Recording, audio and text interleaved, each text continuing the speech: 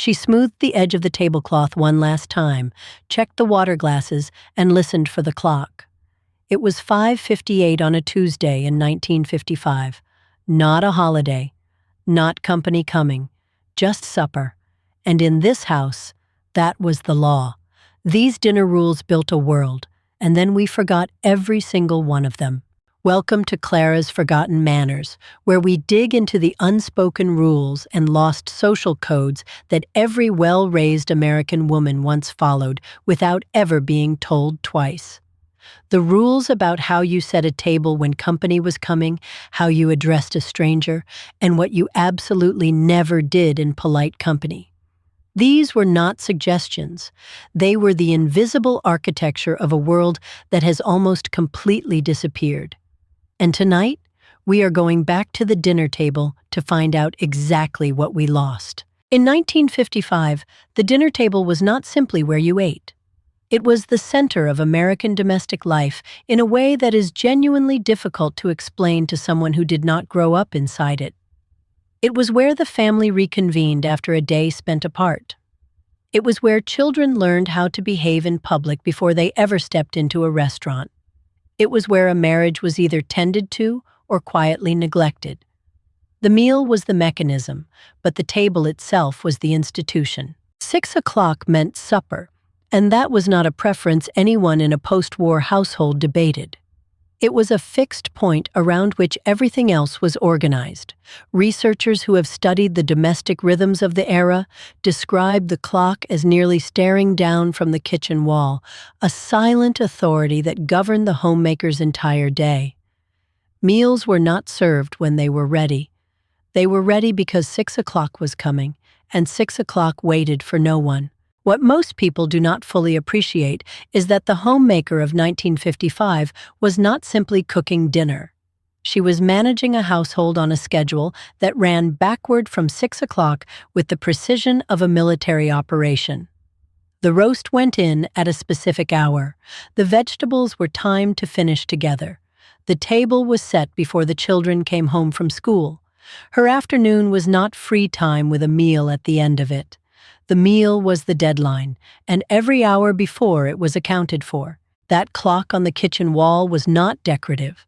Every post-war homemaker understood it as the silent authority figure in the house, the one voice that outranked everyone at the table, including the husband. When the clock said 6, dinner was served. Not 6:10 because someone was still changing clothes. Not 6:15 because the children were finishing their homework. The clock was the rule, and the rule did not negotiate. There is a kind of dignity in that kind of commitment to time that modern life has almost entirely abandoned. Imagine a neighbor arriving at 6:05 on a Tuesday evening in 1955, 5 minutes late. No emergency, no flat tire, just a slow afternoon that ran long. The hostess would answer the door with a warm smile and a perfectly level voice, and she would never say a word about the time. She did not have to. Every woman in that neighborhood understood what a 6:05 arrival communicated. It said that your time mattered more than hers. And that quiet social cost, unspoken and unargued, was understood by everyone in the room except perhaps the person who had just walked through the door. To understand why the 1955 dinner table carried so much weight, you have to go back much further than post-war America. In the 19th century, dinner was not an evening meal at all. It was eaten in the middle of the day, around noon, when the workday allowed a long enough break for a full, heavy meal. The evening meal was light, informal, almost an afterthought.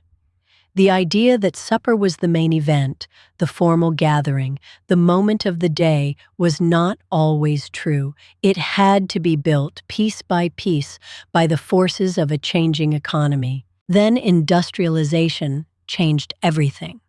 As factories and offices took over the economy in the early 20th century, workers were no longer paid for their midday break. The long noon dinner became impossible. Men ate quickly at their desks or near the factory floor, something light, something fast. The heavy meal, the real meal, migrated to the evening when the workday was done. By the time the post-war boom arrived, this shift was so complete that most Americans could not have imagined eating their main meal at noon. The factory whistle had rewritten the family schedule permanently. By 1950, the evening dinner had become something far larger than a meal. It was the defining daily ritual of the nuclear family, the moment the house went from a collection of individuals to a unit. Popular culture reinforced this constantly. Television programs like Leave It to Beaver presented the dinner table as the warm, orderly center of American domestic life, a place where problems were resolved, where children were shaped, where the family proved to itself and to the watching nation that everything was in its right place. The table was not just furniture, it was a statement. Here is something that might surprise you. The dinner table rules that the 1955 Homemaker upheld without a second thought were not invented in the post-war era. They were not invented in the 20th century at all. George Washington himself carried a book on etiquette. The table manners that governed a Tuesday night supper in suburban Ohio in 1955 were the direct descendants of European traditions that the Founding Fathers deliberately adopted to give a new and unproven nation a sense of civilized order. These rules were that old, and they ran that deep.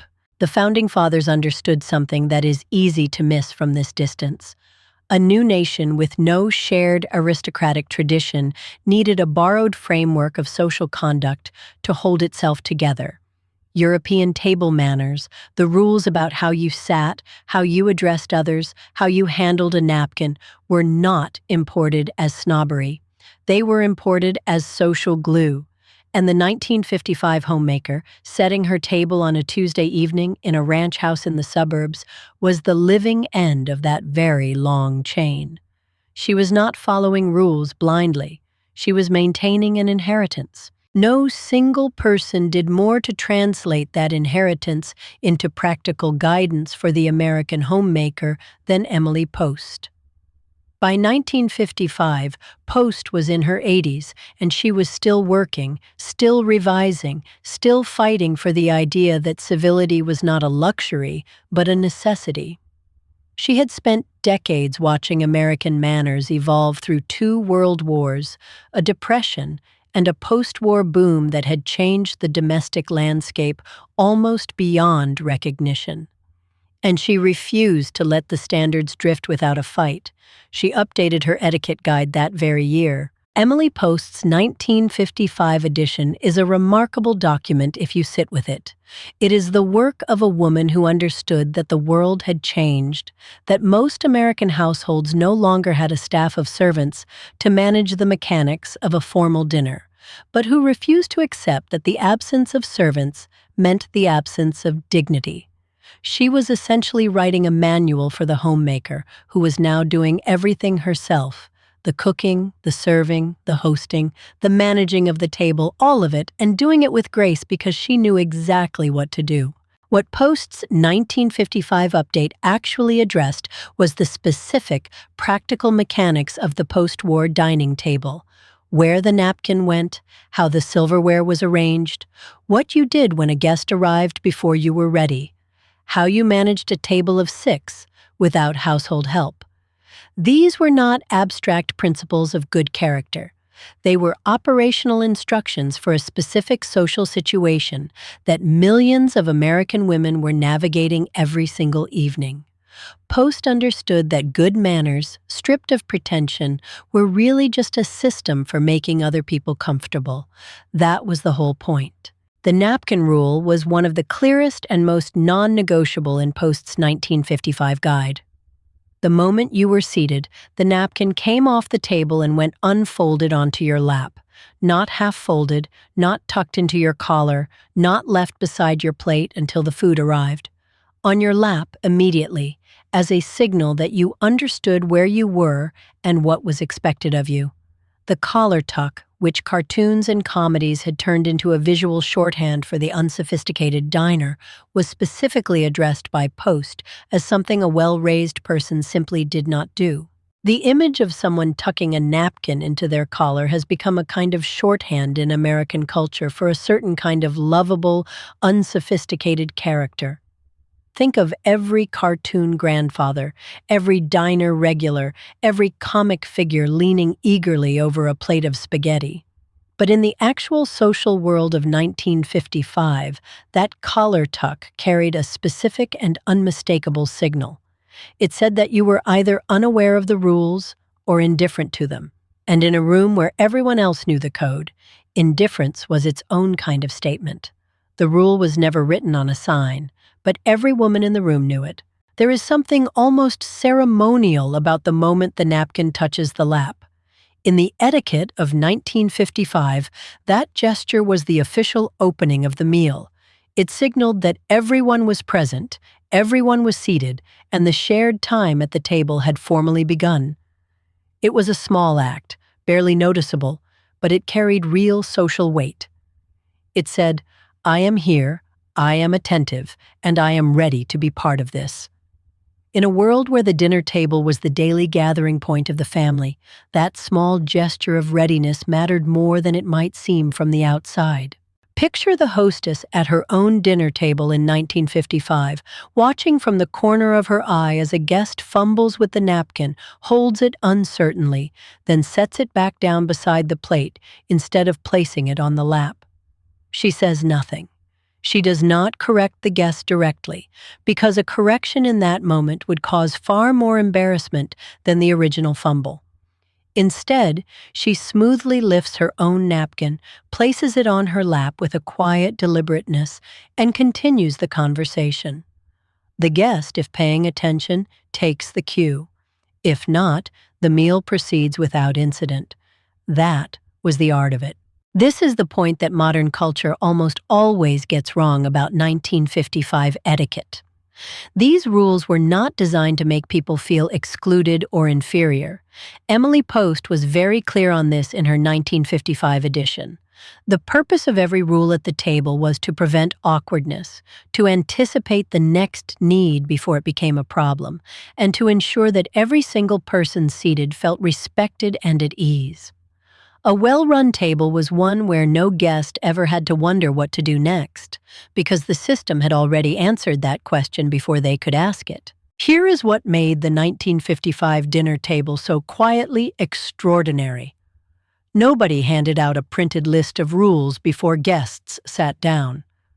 There was no laminated card beside the bread plate explaining what to do next. The codes lived somewhere deeper than paper. They were absorbed through childhood, reinforced through observation, and carried into adulthood like a second language that required no translation. Every woman in that room simply knew, and that shared knowing was its own form of grace. There is a phrase I keep coming back to when I think about those dinner tables, and it is this: the rule was never written down, but every woman in the room knew it. That is not a small thing. That is a civilization operating on shared understanding. When you do not need signs, when you do not need reminders, when the code is simply inside you, the whole room runs like a piece of music played by people who have rehearsed together for years. That is what 1955 felt like at its best. The table setting itself was a language, and every piece on that cloth was a word in a sentence that every seated guest was expected to read. The position of a fork was not decorative. The angle of a knife was not accidental. A guest who understood the layout could navigate the entire meal without asking a single question, because the table had already told them everything they needed to know before the first dish was served. That is communication at its most elegant. Take the water glass.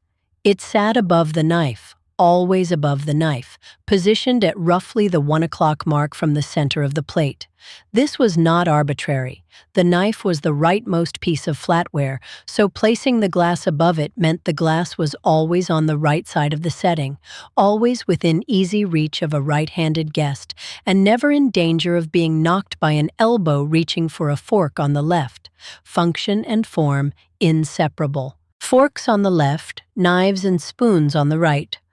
Most people know this, but fewer know why, and the why is what makes it stick. You use your fork primarily in your left hand when cutting, and your right hand holds the knife. Placing them on their respective sides means your hands never cross the plate awkwardly to retrieve them. The entire layout was engineered around the natural motion of eating. It was not tradition for tradition's sake. It was applied ergonomics in 1955. The bread plate rule is one that trips people up even today, and it tripped people up in 1955 too, though far less often. The bread plate lives at the upper left of the place setting, above the forks. Not upper right, not centered above the plate, upper left always. And reaching across the invisible boundary to take from your neighbor's bread plate was considered a genuine social offense, not a minor fumble. It disrupted the entire spatial logic of the table and announced, quietly but clearly, that you had not been taught. Picture a dinner party, 8 guests around a polished table in a suburb of Cincinnati, autumn of 1955. A confident man, a neighbor's husband, reaches without hesitation for the bread plate to his right, which belongs to the woman beside him. She says nothing. She simply moves her hands to her lap and looks briefly at the hostess across the table. The hostess sees it. She notes it. The bread plate error ripples silently through the room like a stone dropped in still water, felt by everyone, mentioned by no one. Now here is one of the rules that I find most quietly brilliant, and it is one that has almost completely vanished. If a guest at your table asked for the salt, you passed both the salt and the pepper together, always, without being asked for the pepper, without waiting. The salt and pepper were treated as an inseparable pair, a marriage of the table, and you never separated them under any circumstance. You set them down together in front of the person who asked, and the meal continued without interruption. Why both together? Because the rule was built on anticipation, and anticipation is the highest form of hospitality. If you have asked for the salt, you will almost certainly want the pepper within the next 30 seconds. The person passing the salt already knows this, so rather than forcing you to make a second request, to interrupt the conversation again, to reach out your hand again, they simply hand you both at once. The need is met before it is spoken. That is not fussiness. That is genuine consideration for the person beside you. That salt and pepper rule has been gone from most American tables for decades now. We pass one shaker at a time, if we pass them at all. We leave them in the center of the table and let people reach. We have forgotten the quiet logic behind the paired passing, the way it smoothed the meal and honored the guest. But here is the thing about a rule that was built on genuine efficiency and genuine care for the person beside you. It disappeared from polite company, but it still works. It will always work. There was another rule connected to the salt and pepper, and it was perhaps even more telling about the social world of 1955. You did not season your food before tasting it. You took your first bite, you assessed the dish, and only then, if truly needed, did you reach for the salt. To season before tasting was to communicate, without a single word, that you assumed the cook had gotten it wrong. It was a quiet insult delivered in full view of everyone at the table, and every hostess felt it. The order in which food was served at the 1955 dinner table was not left to chance or convenience. Guests were served first. Always. The hostess came last. If there were children at the table, the order of guests was still honored before family members were served. This sequence was not a suggestion that a busy homemaker could skip on a Tuesday night. It was a fixed rule, and it communicated something essential. The comfort of your guest mattered more than your own, and the table was proof of that commitment. The hostess did not sit down until every guest had a full plate. This is the rule that I think speaks most directly to the character of the post-war homemaker, and it is the one that modern culture has most completely forgotten. She had spent her entire afternoon preparing this meal. She was hungry. She was tired. And she stood at that table, moving from guest to guest, making sure every plate was properly filled before she allowed herself to take her own seat. That was not servitude. That was a form of honor. I want to stay with that image for just a moment because it deserves more than a passing mention. A woman who has planned the menu, purchased the groceries, prepared the roast, timed the vegetables, set the table, and welcomed the guests into her home now stands at the edge of her own dinner party, making sure everyone else is comfortable before she sits down. There is a quiet dignity in that act that no modern lifestyle guide has ever quite replaced. She was not diminished by that rule, she was defined by it. Dishes were passed to the right at the 1955 dinner table, and this directional rule existed for a reason that is immediately obvious once you understand it. If every dish moves in the same direction, no two people are ever reaching across each other at the same moment. The table becomes a one-way street. Traffic flows without collision. If you have ever sat at a modern table where someone passes a dish to the left while another passes a bowl to the right, and everyone's arms tangle in the middle, you have felt exactly what this rule was designed to prevent. Elbows off the table.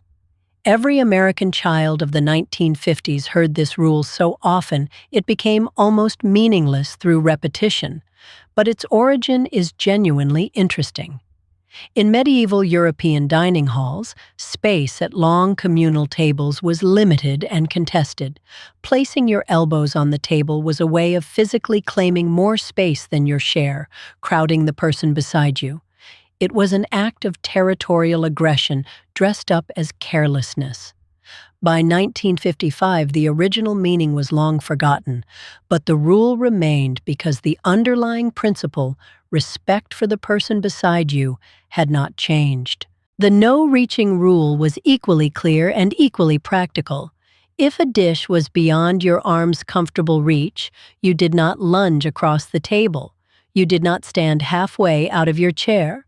You asked the person nearest to it, politely, to pass it to you, and you asked in a specific way, not grab that, not a gesture and a pointed finger, but a complete sentence directed at a specific person. Would you please pass the potatoes, Margaret? The full sentence was not optional. It was the price of the dish. Children at the 1955 dinner table were not exempt from the no-reaching rule, and the correction when they violated it was immediate, quiet, and effective. Picture a boy of about 7, reaching across the arm of the guest beside him to grab the breadbasket. His mother does not raise her voice. She does not make a scene. She places one hand lightly on his wrist, guides his arm back to his side, and says in a low, even tone, "You ask." 2 words. The boy understands. The guest has barely noticed. The meal continues without a ripple.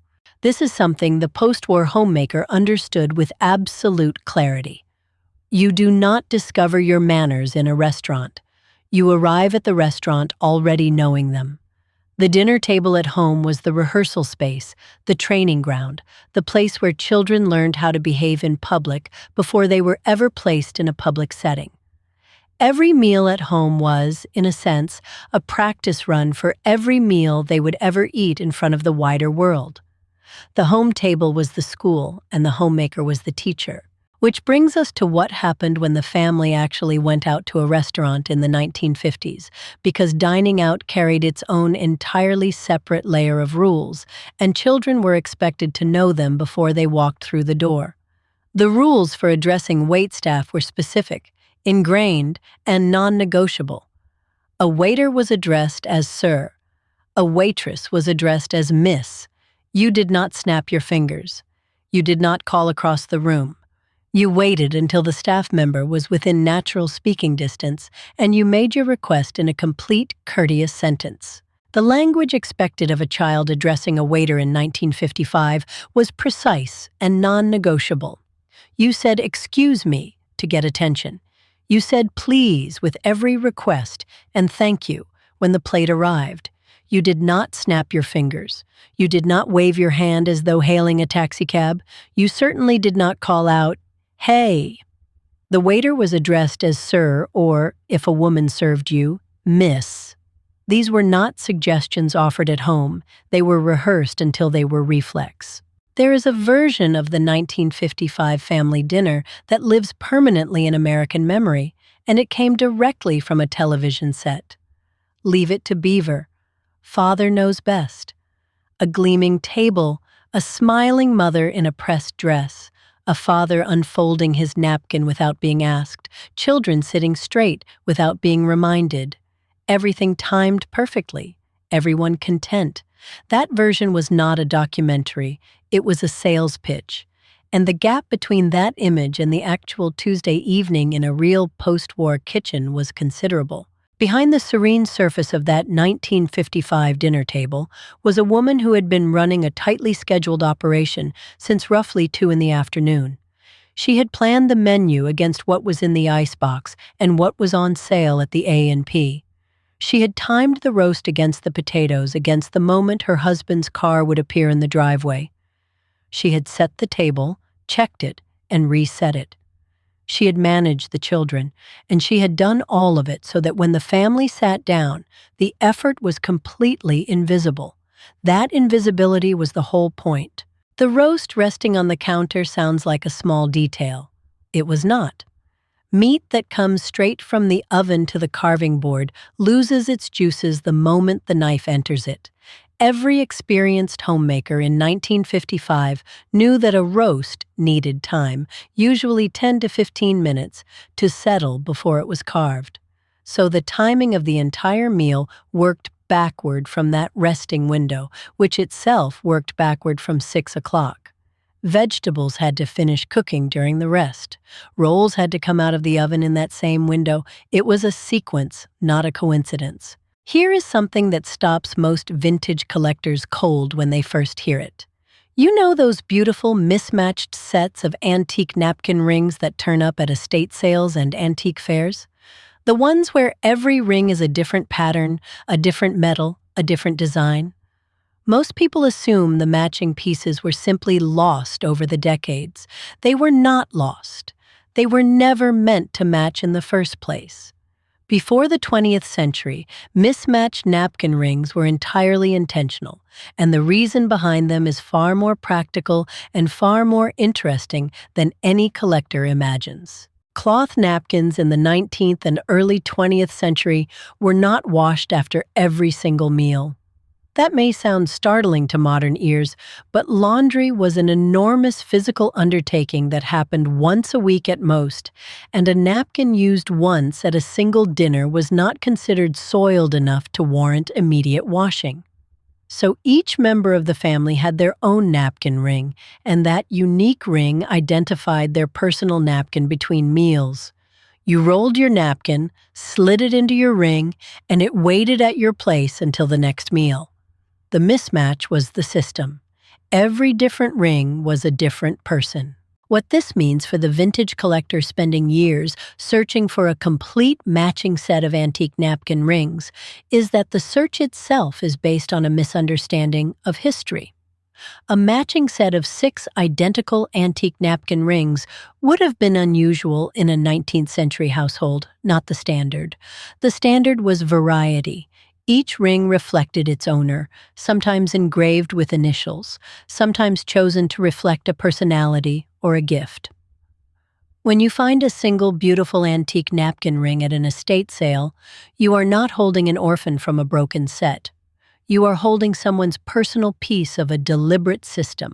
The rules governing what you said at the 1955 dinner table were just as precise as the rules governing where you placed your fork. There were topics that belonged at the table and topics that emphatically did not. Conversation was expected to be warm, light, and inclusive of everyone seated. You talked about the neighbor's new car, about a funny thing that happened at the school, about plans for the weekend. You did not discuss the mortgage. You did not describe a medical procedure in detail. You did not relitigate an argument that had happened earlier in the day. The table was a neutral zone, and maintaining that neutrality was a skill. The logic behind keeping money, illness, and conflict away from the dinner table was not squeamishness. It was architecture. The meal was the one moment in the post-war day when the entire family occupied the same physical space at the same time with no competing obligation pulling anyone away. That window was precious and brief. Introducing a financial worry or a medical complaint into that window did not solve the problem.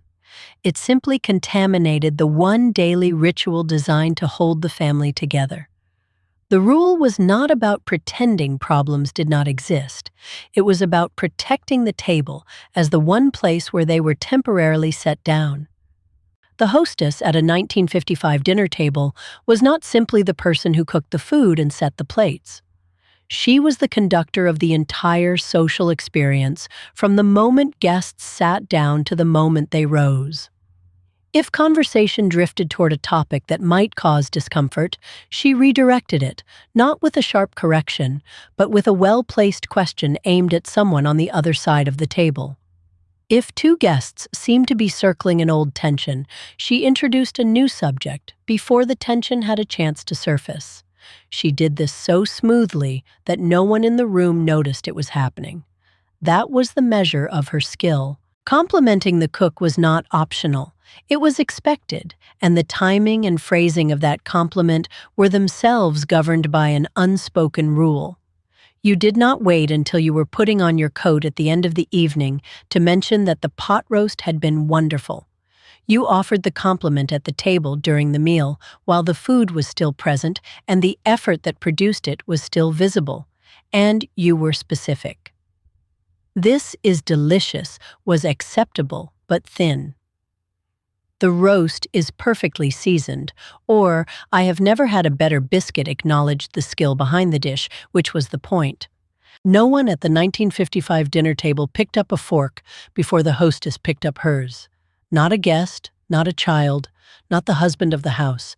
The food could be steaming. It could smell extraordinary. Your stomach could be empty from a long afternoon. None of that changed the rule. You waited.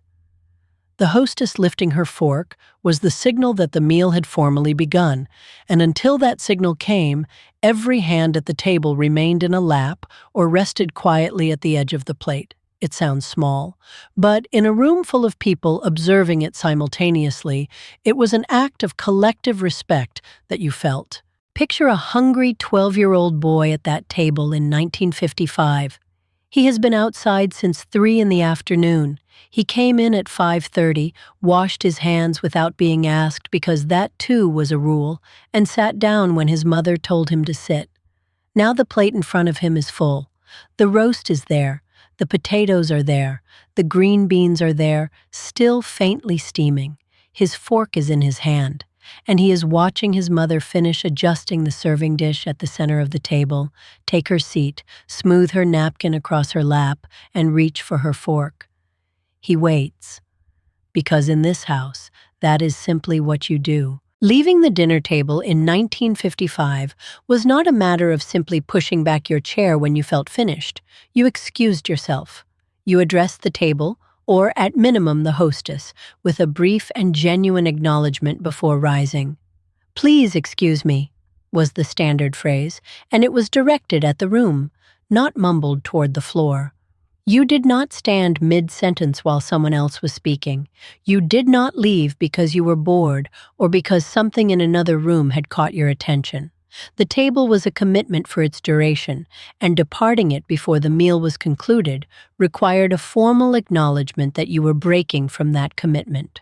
The signal that a 1955 dinner had formally concluded did not come from a clock or from someone announcing that dessert was finished. It came from the hostess.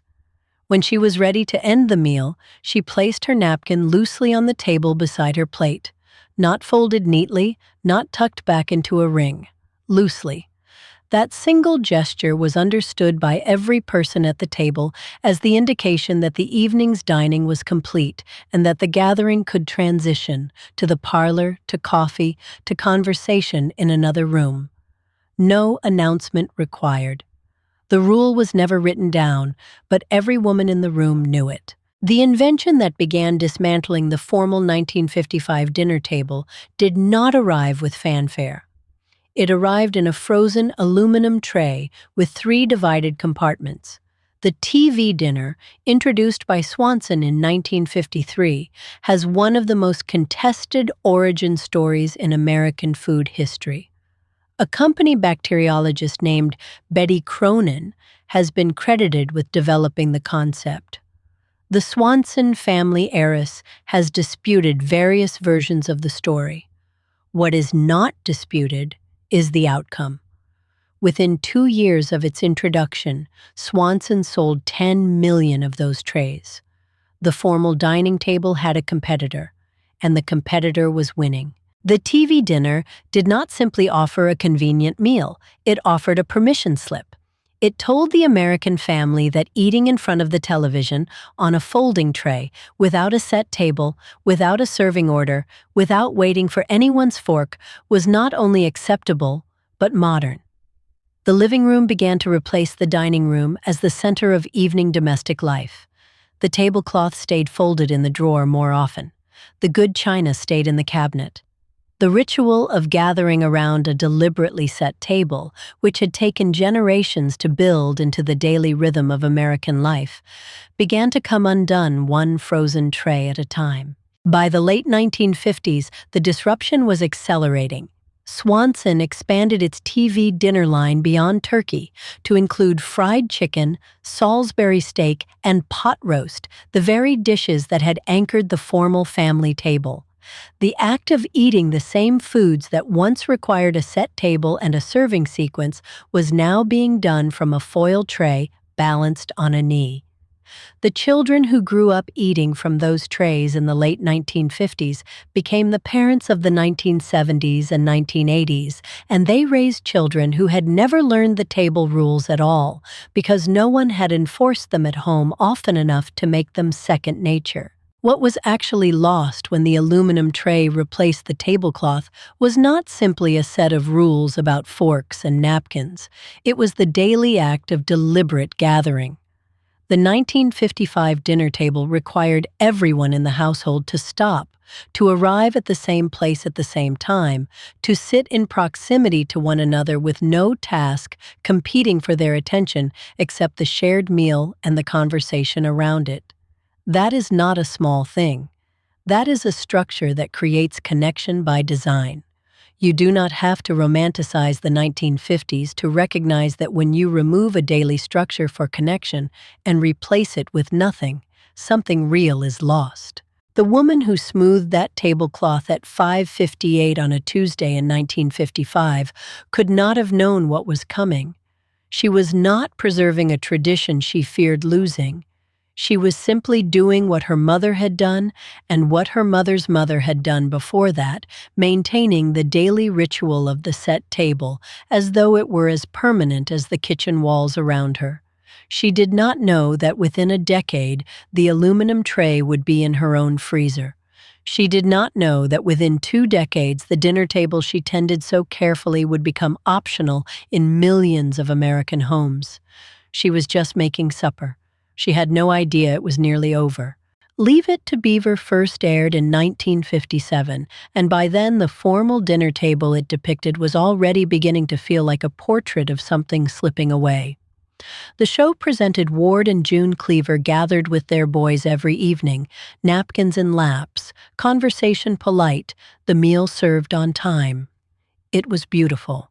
It was also, in many American homes, already becoming aspirational rather than actual. The television that broadcast that ideal was the same technology quietly dismantling it. Jump forward to June 2026, and you will find food blogs publishing earnest guides on how to split a restaurant bill without making the moment awkward. Step-by-step instructions, suggested phrases, advice on whether to use an app or ask the server to divide the check. These articles are written in complete seriousness for adults because enough people find the situation genuinely distressing that there is an audience for the guidance.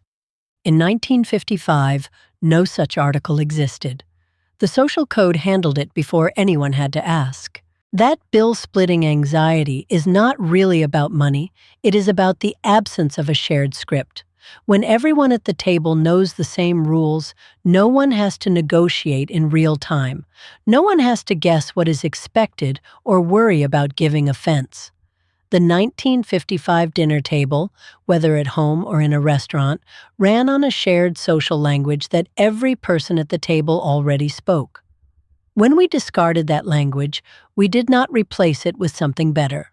We replaced it with awkward silence and a phone calculator. In June 2026, the New York Times published a column by their resident etiquette arbiter, John Hodgman, addressing the question of whether a dinner host is permitted to set a drink limit for guests in their own home. The question was submitted by a real reader who genuinely did not know the answer and needed a newspaper to provide it. That single fact tells you everything. A host in 1955 managed her own parlor without drafting a policy memo. The authority to run her table lived inside her, not in a column. The 1955 hostess did not need a newspaper to tell her how to manage her own table because she had internalized something far more durable than a published opinion. She had a code. She knew that guests were served before family, that the conversation was hers to steer, that the comfort of everyone seated was her quiet responsibility. That knowledge was not arrogance. It was preparation. She had been taught and she had practiced, and when the moment came, she acted without hesitation or apology because she already knew what to do. In July 2026, news broke of the death of Humphrey Smith, the reclusive owner of Samuel Smith's Brewery in Yorkshire, England. He had run his pubs with a set of rules that struck most people as eccentric at best. No smartphones, no music piped in from digital sources, no televisions above the bar. He wanted people to sit across from one another and actually talk. He was called old-fashioned, he was called controlling. But walk into one of his pubs and you would find something increasingly rare, a room full of people genuinely present with each other. Humphrey Smith understood something the 1955 homemaker understood without ever having to articulate it. The table, whether a pub table or a dining room table set with good china, requires a framework to become something more than furniture. Without rules, without a shared expectation of how people will behave toward one another, the gathering loses its shape. It becomes people eating near each other rather than with each other. The magic of the shared table is not accidental. It is built deliberately by the people who care enough to build it. Here is the quiet indignation at the heart of all of this. We did not examine these rules and find them wanting. We did not replace them with something more thoughtful or more equitable. We simply stopped teaching them, stopped practicing them, and then looked around a generation later and called the resulting confusion freedom. The 1955 dinner table had real constraints, but those constraints produced something, a room where people knew how to be together. What we have now is not an improvement, it is an absence dressed up as liberation. There is a persistent modern habit of condescending to the post-war homemaker, of imagining her as someone who followed rules without understanding them, a woman who set the table a certain way because she had been told to and never asked why. That is not who she was. She understood that the napkin went on the lap because a guest should never feel uncertain about what to do with their hands. She understood that the salt traveled with the pepper because anticipating a need is a form of respect. She was not performing compliance. She was building a world, one dinner at a time. Look closely at a modern restaurant table, and you will still find the fork on the left, the knife on the right, the water glass above the blade. The napkin still lands in your lap. The server still waits for a pause in conversation before approaching. These are not innovations. They are direct descendants of the codes Emily Post was defending in 1955, which were themselves descendants of the European traditions George Washington copied into his own etiquette notebook in the 18th century. We kept the bones of the table. We just forgot why they were there. There is a whole world hiding in what nobody thought to teach anymore. Your grandmother set that table the same way every single evening, not because she was performing a ritual for an audience, but because she understood that the people she loved deserved a deliberate place to gather. She passed the salt with the pepper. She waited for every guest to be served before she sat. She placed her napkin loosely on the table when the meal was done, and everyone understood what it meant. Your grandmother knew something they stopped passing down. Good manners remember, even when we forget. The 1955 dinner table was not a perfect place. The homemaker who built it was often exhausted and unacknowledged. The social codes that governed it sometimes enforced silence where honesty might have served better. None of that is worth pretending away. But it was a deliberate place. Every element on that table had been considered. Every rule had a logic behind it, even when no one spoke the logic aloud. The women who maintained those tables were not relics. They were architects of daily life, working with the materials their time gave them, and doing it with extraordinary care. I want to hear from you. Every woman who watched this video grew up near someone who enforced a dinner rule without ever explaining it. Maybe it was the bread plate. Maybe it was the napkin. Maybe it was the absolute silence required while grace was said, or the specific way a guest was always served before anyone else touched their fork. Whatever rule your mother or grandmother held without question, I want to know it. Leave it in the comments below. Tell me who taught it to you and whether you still follow it. These rules deserve to be remembered by name. Thank you so much for spending this evening at the table with me. If you felt something watching this, if some part of it reminded you of a kitchen you used to stand in or a tablecloth you used to help iron, then you are exactly who this channel was made for. Next time we are going to look at the calling card, the small rectangle of paper that once carried an entire social world inside it, and what its disappearance cost us in ways we are still feeling today. Subscribe so you do not miss it, and until then, keep the good rules close. They still work.